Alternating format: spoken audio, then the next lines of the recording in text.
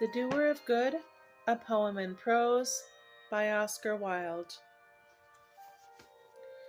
It was night time and he was alone, and he saw afar off the walls of a round city and went towards the city. And when he came near, he heard within the city the tread of the feet of joy, and the laughter of the mouth of gladness, and the loud noise of many lutes. And he knocked at the gate, and certain of the gatekeepers opened to him. And he beheld a house that was of marble, and had fair pillars of marble before it. The pillars were hung with garlands, and within and without there were torches of cedar. And he entered the house.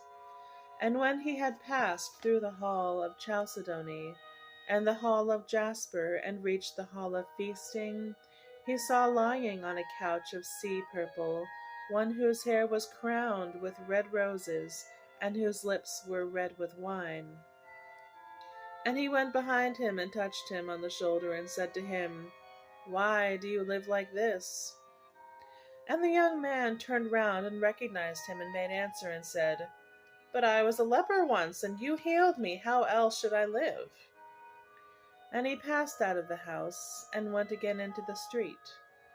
And after a little while he saw one whose face and raiment were painted, and whose feet were shod with pearls, and behind her came slowly as a hunter a young man who wore a cloak of two colors. Now the face of the woman was as the fair face of an idol, and the eyes of the young man were bright with lust.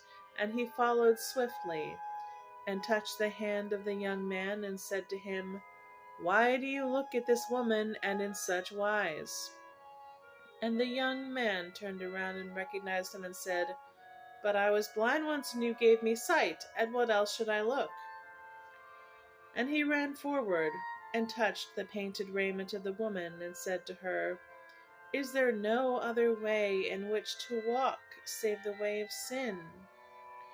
And the woman turned round and recognized him, and laughed, and said, "But you forgave me of my sins, and the way is a pleasant way."